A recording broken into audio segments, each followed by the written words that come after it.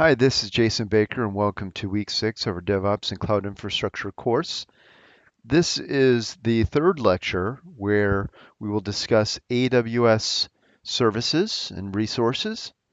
And in this lecture, we'll basically cover all of the remaining AWS services that I want to discuss in this course. This is the AWS Extras lecture, where I sort of throw the kitchen sink at you and say, hey, these are a whole slew of additional services that are available to you. You'll likely encounter these services in an operational production type setting. And so some of these services we won't use in this course directly, at least hands-on, but I really want you to be familiar with the services and have an understanding of what the different features and capabilities are, because you might want to use some of these services when you're building your own infrastructure within your organization. Let's take a quick look at the agenda for the lecture. And here's the list of the AWS services we'll look at during this lecture. We'll look at CloudWatch, which we use for monitoring services. We'll look at something called EC2 User Data. We'll look at EC2 Autoscaling, which allows us to elastically build compute infrastructure, Elasticache, SNS, the simple notification service, SQS, the simple queue service, the simple email service, Route 53, which is a DNS hosting service, Elastic Beanstalk, which is Amazon's version of platform as a service. And then I'll wrap up the lecture talking a little bit about AWS security. Okay, let's jump into our first AWS service, CloudWatch. So CloudWatch is a monitoring service that we can use to sort of view the performance and health of AWS resources. It allows us to track performance metrics on services. It allows us to collect and monitor log files that might be generated by services. And you got to realize that basically every single AWS service and resource that you create is generating some metrics and some log data. And we can use those metrics and log data to really analyze and understand the performance and health of our infrastructure over time. And this information is absolutely critical, especially in an operational setting, because if there are some sort of problems with your application platform, you're trying to you're trying to figure out and troubleshoot where those problems are coming from. Is it something with your application code? Is it a problem with the configuration of your operating system? Is it an issue where you don't have enough compute or memory or storage IO to support your application? Or is it there's some sort of networking issue? Is there a networking issue between your Elastic load balancer and your fleet of web servers? The CloudWatch metrics can give you insights as to what is actually going on in your platform and in your infrastructure. When you're working with CloudWatch, you can set up alarms, and you can base these alarms on sort of predefined thresholds that you set up within your environment. For example, you could set up an alarm based on the CPU utilization on your EC2 instances.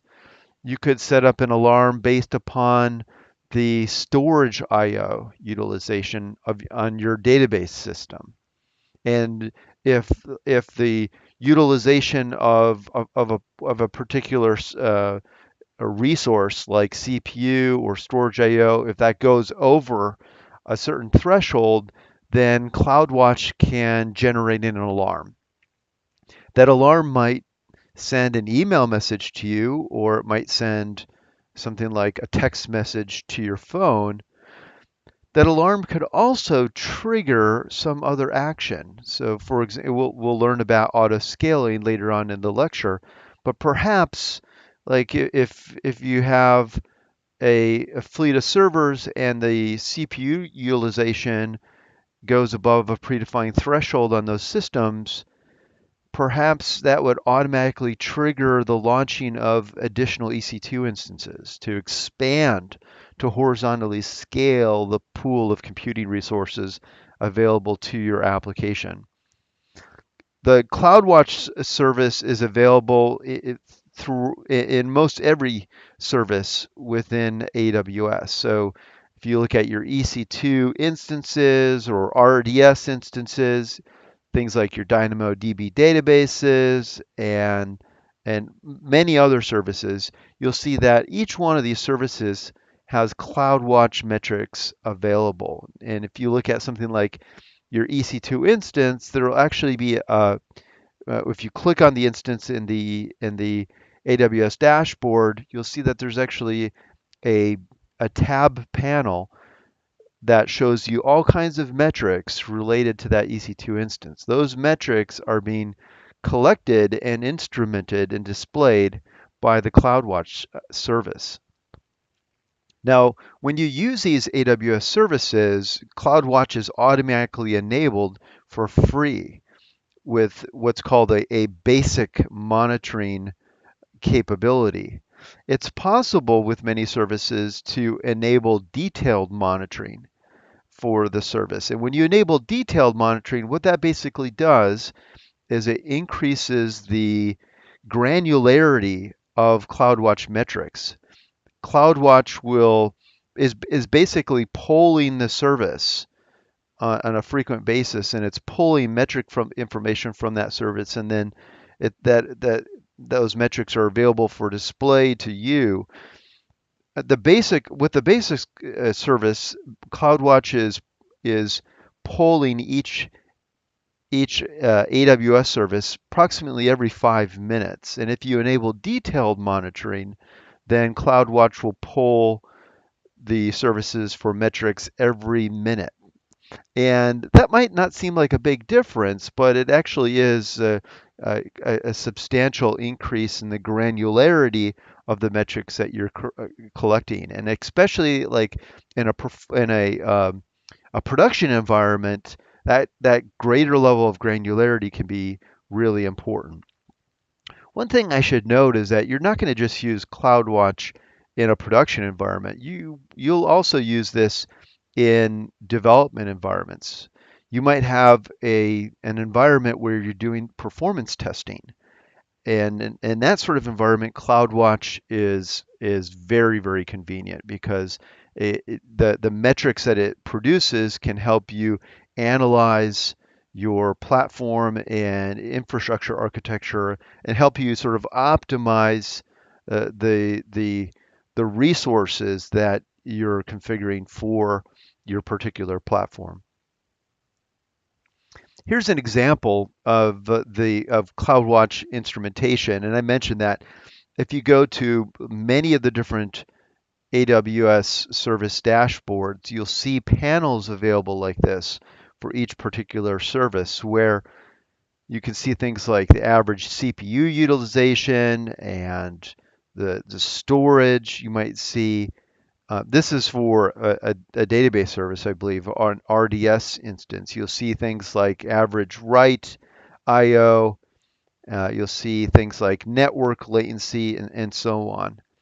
And again, these metrics are absolutely critically important to us in trying to understand how our software, how our application is actually performing within AWS infrastructure. So that was CloudWatch. We use CloudWatch for monitoring purposes. The next service I'll talk about is CloudTrail. And one thing I should note is that some of these service names sound very similar because they start with cloud. They're cloud something. CloudWatch, CloudTrail. So try not to get confused. I think that you just have to sort of like try to memorize what these names mean and what features they provide because there's a whole list of them and it can kind of get confusing. So CloudTrail is a service that basically allows us to audit all of the AWS API calls that are made within our AWS account. And so why would you want to audit your API calls? Well, auditing is really important because it allows us to track and report on all of the sort of activity within our AWS account. And we might need to provide that auditing for perhaps for compliance purposes. It can be very helpful for troubleshooting purposes.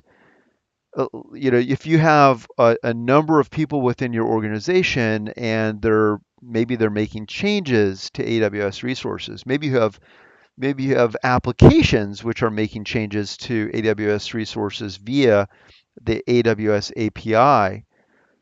It would be really nice to have a record and a history of all of those different API calls. I was working with an organization at one time where they had a security breach. They actually had essentially someone hack into their AWS account using an API key that a developer inadvertently published to an internet website, a public website. And thankfully, we had CloudTrail enabled in that AWS account because we were able to look at CloudTrail and all the audit logs to see exactly what that hacker was doing in that AWS account, and it and it greatly helped us uh, sort of mitigate that issue and solve the security problem. And it also allowed us to see kind of what that person was doing so that we knew what resources were impacted by that breach. The way CloudTrail works is that you enable CloudTrail within your account, and CloudTrail creates basically a stream of log data, which is written to something called a trail.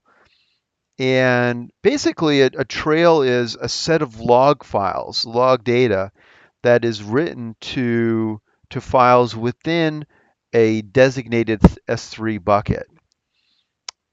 And what's kind of cool about CloudTrail is that you can set it up to be very specific so that it will contain logs just from one region within your account, or you can have it audit all of the activity across all of the different regions within your account. And you can set it up to be sort of fairly granular if you want to just audit certain things and so there's a lot of flexibility with the service. Generally, the way I set it up is that I set it up to audit and record all activity within a particular region because I just want to see everything that's happening.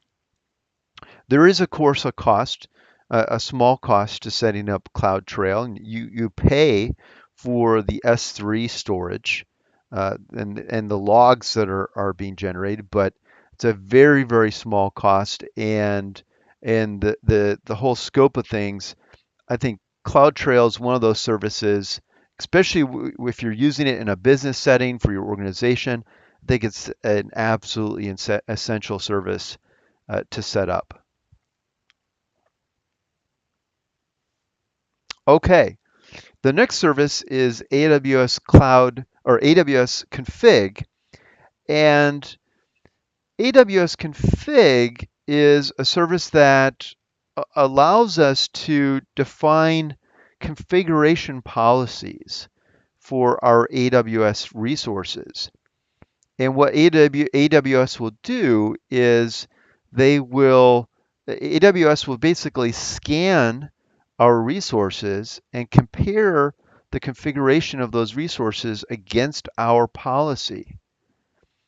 We can also use AWS Config to sort of generate a report on the configuration of all of our resources within our account.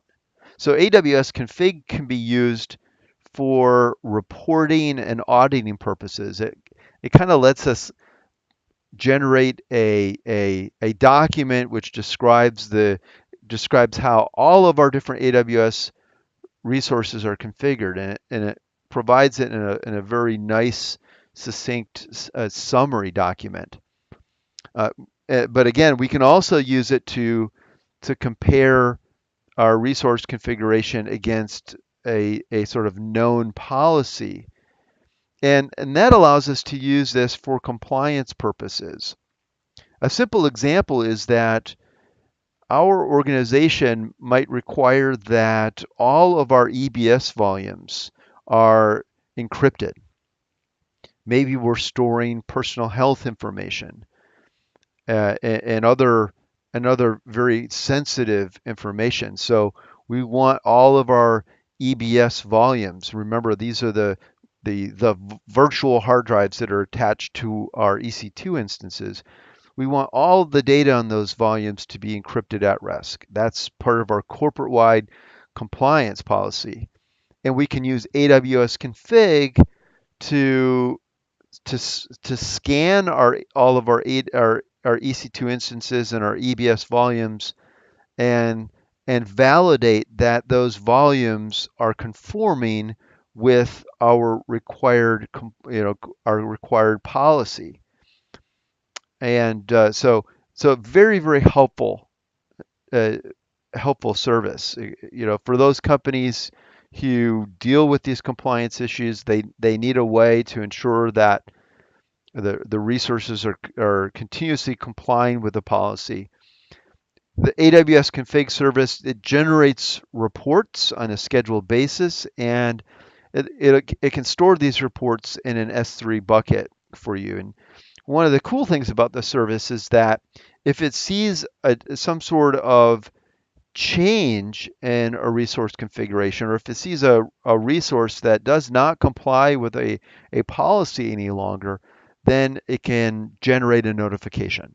And just like CloudWatch, that notification you can send it to your email, or can send it to as a text message, and so on. Okay, the next item here is not really a service. This is a feature that's available to us as part of our EC2 service, and it's called EC2 User Data. It's an extremely useful feature, and one that I use all the time. In fact, I can't remember the last time I actually didn't use it when I was launching an EC2 instance. EC2 user data is basically a, a shell script that you can set up to automatically execute when an instance launches the first time. You can think of this as an initial bootstrapping script. This is a shell script that you want to run the first time your instance launches. And generally this bootstrapping script is used to to initiate further configuration of your new EC2 instance.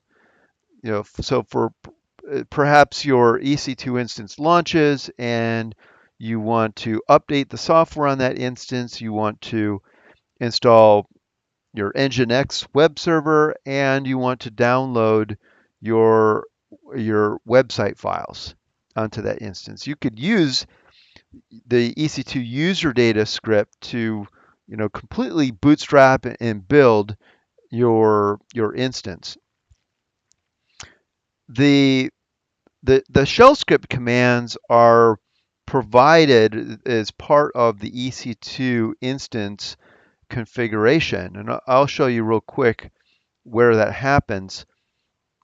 I've already logged into the AWS console, and I'll click on the EC2 dashboard, and I'll go ahead and begin the process of launching a new instance. So select the Amazon Linux AMI, T2 Micro, click Instance Details, and this, of course, is where we can set things like our subnet, and we can specify the VPC that we're going to use, and so on.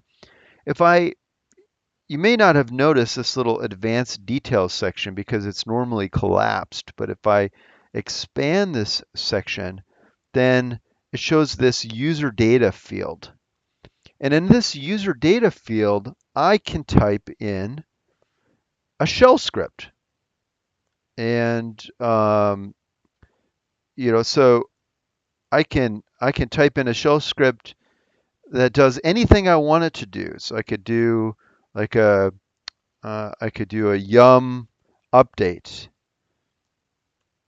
here, and I could do a yum install nginx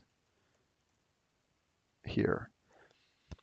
When the EC2 instance launches for the first time, the very first thing that instance will do is run this shell script that's defined as part of the user data. When it runs this shell script, it runs it as the root user. So I don't need to do anything like, there's no need to prefix these commands with the sudo command. That's totally unnecessary because this script is run by the root user. So this is just an incredibly helpful feature that allows us to bootstrap a system when it launches that first time.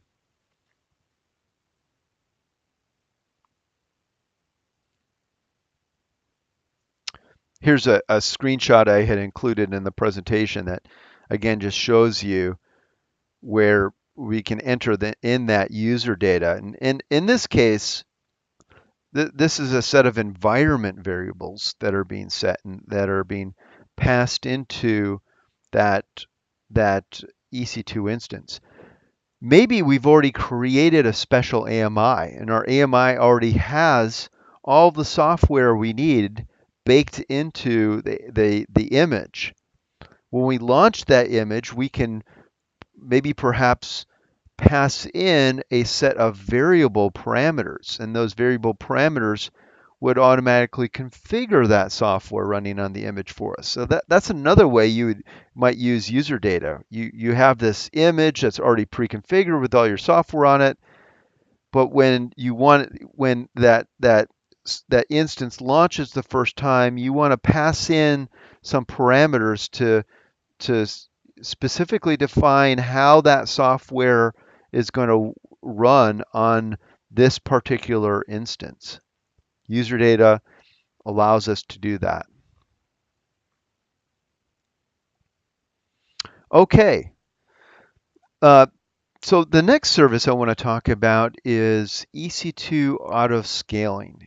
And EC2 Autoscaling is a really amazing service. It allows us to elastically scale the compute capacity within our platform. It allows us to scale EC2 instances up or down based on a set of defined conditions. We can use autoscaling a couple different ways. One way we can use autoscaling is that we can specify that we want a certain number of EC2 instances to run at all times. Let's say we want 3 EC2 instances running at all times within our VPC. If one of those instances were to fail for some reason, maybe that instance was running in an availability zone which failed, maybe the instance was running on a physical server which failed. When that instance fails, there's only 2 instances left running. The auto scaling service will recognize that state, and it will automatically spin up another EC2 instance to take the place of the instance which failed. We can also configure auto scaling to monitor the current demand on our service. And so, for example, if we have this web service or web application, and during the course of the day, there's more and more customers who are accessing our web application, the autoscaling group could, the autoscaling service could automatically recognize the increased demand on our web application platform and then spin up and increase the number of EC2 instances to horizontally scale out our web application to support that greater demand, that increased number of customers. And then conversely, as our service experiences less demand, maybe like late in the evening or something, and there's far fewer customers accessing our web application, the auto scaling service can automatically terminate some of the EC2 instances and reduce the amount of compute that we have deployed in order to save costs. The auto scaling service itself is free. You don't pay anything for this really awesome capability.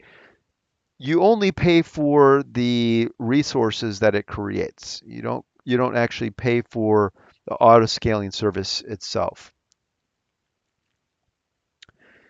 When you're configuring the auto scaling service, there are two different components that you need to create. The first configuration you need to create is what's called the launch configuration. And the launch configuration basically specifies the type of EC2 instance that you want the auto scaling group to create during an auto scaling process. The launch configuration is very, very similar to the process that you go through when you're defining and launching a new EC2 instance. When you create the launch configuration, you're not actually launching an EC2 instance. You're just defining what the configuration of the EC2 instance is going to look like. The second component to the auto scaling service is the auto scaling group. And the auto scaling group basically defines the set of EC2 instances that you want created within the group and the conditions upon which the auto scaling group is going to initiate the auto scaling processes. There are basically three different ways that you can set up the auto scaling group configuration. You can set up a configuration to maintain a minimum number of instances at all times. And that's the scenario that I talked about earlier, where you configure within the auto scaling group that you want 3 instances running at all times. And the auto scaling group will create new instances if it sees an existing instance become unhealthy and fail. A second way that you can use and configure auto scaling groups is by manually scaling the group. For example, you can set up the auto scaling group so that it initially has, let's say, 3 EC2 instances. You can then, at a later point in time, reconfigure the auto scaling group and bump the number of EC2 instances up to 6, effectively doubling the amount of compute power that you have deployed. When you change the number from 3 to 6, the auto scaling service will automatically launch 3 additional EC2 instances for you into the account.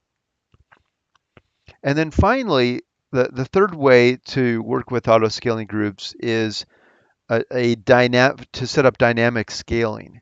And what that means is that the auto scaling group can automatically increase the number of EC2 instances or decrease the number of EC2 instances based upon some sort of CloudWatch metric and CloudWatch alarm that's being generated. For example, you can set up a CloudWatch alarm, which is based upon the CPU threshold of your EC2 instances. And if the CPU threshold on the instances goes above, a certain percentage, CPU percentage, then the auto scaling service will automatically launch more EC2 instances. The idea is that these instances are probably located behind an elastic load balancer, and that elastic load balancer will then distribute requests across a larger pool of EC2 instances. Okay, well, like many of these other services, the best way to learn how to use auto scaling is to work with it hands-on. And so let's jump back over to the EC2 dashboard, and we'll create an auto scaling configuration. So the first step is to create what's called the launch configuration. Now, I'm in the EC2 dashboard, and that's where you'll find the auto scaling service. I look under auto scaling and you see launch configurations. Go ahead and click on the launch configurations link. And we're going to click on the create launch configuration button. We'll go ahead and create a launch configuration. Now remember, creating a launch configuration is just like setting up and launching an EC2 instance. But in this case, we're just creating the configuration. We're not actually going to launch an EC2 instance at this point. We'll start by selecting our AMI. I'll pick the Amazon Linux AMI. And we'll launch a T2 Micro. We're going to give this launch configuration a name, and we'll just call this like my demo config. We can assign IAM roles to it here if we want to. Remember I talked about CloudWatch monitoring earlier. We get basic level of monitoring. If I want to enable detailed monitoring, then I could check this box. If I click on advanced details, then I can, here I can specify my user data if I want to. I can add storage. I'm just going to keep my existing 8 gigabyte storage volume. Configure a security group. Just like creating or associating our EC2 instances during launch time, we do the same thing when we create a launch configuration. In this case, I'm just gonna leave it at this automatically generated security group. Click on review. Everything looks good. The next step is to create the launch configuration, and this wizard process leads me right into the launch. You'll see is going to lead me into the creating the auto scaling group. So I need to select a key pair that I'm going to use. I'm going to use the existing key pair. Acknowledge that I have access to it. Create launch configuration. Okay. So now it's created the launch configuration, and I want to create an auto scaling group using this particular launch configuration. So I'll just continue to create the auto scaling group. I'm going to give the auto scaling group a name, and I'm just going to call it, let's say, I'm going to say my server ASG, stands for auto scaling group. And the group size I want it to start, let's say with 3 instances. It's going to ask me which VPC I want to launch it into. I'm just going to use the default one for now. If I click on advanced details, this is where I could set up and connect the auto scaling group to a load balancer. So for example, if I had a load balancer I had already set up, I could associate this auto scaling group with that load balancer. And the really cool thing about that is that when the auto scaling group adds or removes new EC2 instances, those instances will automatically be associated with the Elastic Load Balancer. I don't need to go and modify that load balancer. It's all tied together. It's all completely integrated together by AWS. Okay, this all looks fine. I can configure at this point. I need to select a subnet. I'll just select the first subnet that's available. I could select multiple subnets here if I wanted to. If I wanted to distribute the instances across multiple subnets, I'll just do that for the heck of it here and select a couple different subnets. Okay, it says select scaling policies. Remember I talked about some of the different ways we can configure the auto scaling group. I'm just going to use the first policy, which is the simplest policy. I want the auto scaling service to keep my auto scaling group at this particular size, this initial size. I'll go ahead and I can click on the configure notifications. I'm not going to add a notification to auto scaling group at this point, but we'll learn more about notifications here later in the lecture. I could set up a notification to send me an email message every single time there's an auto scaling event, every time there's a new EC2 instance added or removed. There's some sort of policy change. I can add tags. I can add a tag. And this is again our meta tag that's associated with the auto scaling group. I'm going to call this project, and I'm just going to call it Project Fido. Whatever I want. I can add whatever metadata I want to this particular auto scaling group. And the auto scaling group itself is a resource. It's not like an EC2 instance, but it's defining a configuration. And so we would also want to tag this resource that we're creating. I click on the review button and I go ahead and create the auto scaling group.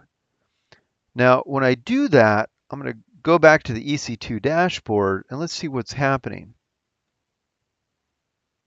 I'll click on my instances here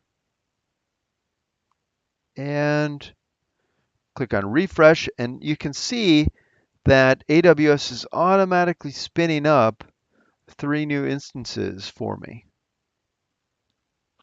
And it's creating these instances based upon my launch configuration that I set up.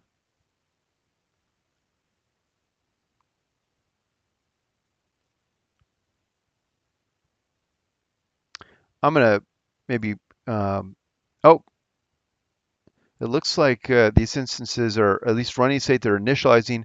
I'm just going to pause the video for a minute while these complete their startup. Okay, a couple minutes have passed and all of our EC2 instances are running, all of our status checks have passed. And at this point, all of the instances are healthy. What I want to do is try to simulate the failure of one of the instances. And for example, let's pretend that like one of the availability zones has failed. One thing you should notice is that these instances were created across multiple availability zones. When you associate multiple subnets with the auto scaling group, and those subnets are spread across different availability zones, then the auto scaling group will try to distribute your EC2 instances across those different subnets for you automatically. Let's take this third EC2 instance and we'll go ahead and terminate it. This will simulate a failure of that instance. You can see that the instance is now shutting down, and It's going to take maybe up to a minute here for the auto-scaling group to recognize that the instance has failed. So I'll click on the refresh button here.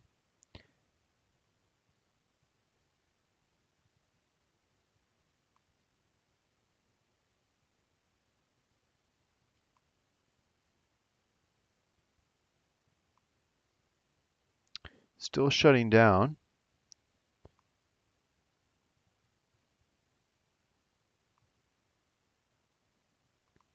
Remember, you would typically have these instances associated with an elastic load balancer, and the elastic load balancer would quickly realize that the instance was no longer available. And by this point, it had already redirected requests to the other two instances, which are still healthy. So this instance has terminated.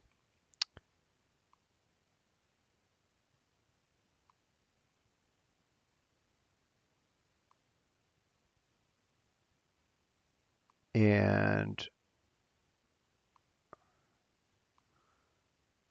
we'll just wait another minute here for the auto scaling group to fire up a new instance for us.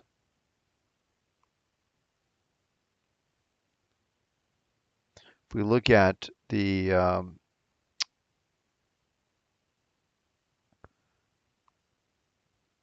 auto scaling groups, you can see that our desired configuration is 3, maximum is 3, and the number of instances that are currently running are just 2.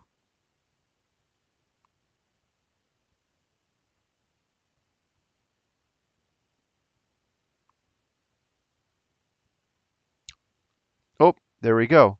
So there's our new instance, which was fired up. It's still in the initializing phase for its status checks. But the auto scaling group recognized that there were only 2 instances running. Our desired state was that we wanted 3 instances to be running. And so this auto scaling group service automatically has launched a new instance for us.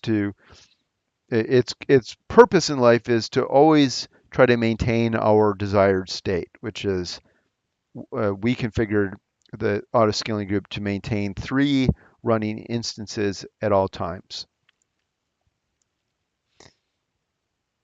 If we were to terminate all 3 of these instances, then the auto scaling group would just spin up 3 new ones. So it'll keep creating these instances to ensure our desired state is met. If we wanted to shut down all of these instances, then what we could do is go into the auto scaling group and go to our configuration, select our auto scaling group, click on edit, and here we can go and edit the parameters in our auto scaling group configuration. Our desired, and we could set like our desired to 0, minimum to 0, and maximum to 0. And then save that. So we set all of these parameters to 0. I go back to instances.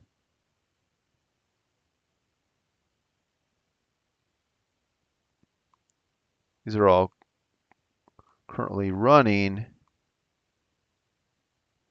But now you see auto scaling group service is shutting all of these instances down now because my desired state is that I want 0 instances running. So that's the auto scaling group service. A really useful service, an important service. It's a feature that I use all the time. In fact, there's a case to be made that even if you are just running a single instance, you might want to set up that instance using an auto-scaling group. For example, you might have, like, even if it's just like a single web server, you might want to configure AWS so that if that web server, if that EC2 instance supporting the web server, if that fails, then EC2 will automatically spin up a brand new web server for you, perhaps in a different availability zone. So you would set up an auto scaling group with a desired size of one instance, minimum and max size of one, and the auto scaling service will always ensure you have at least one EC2 instance running.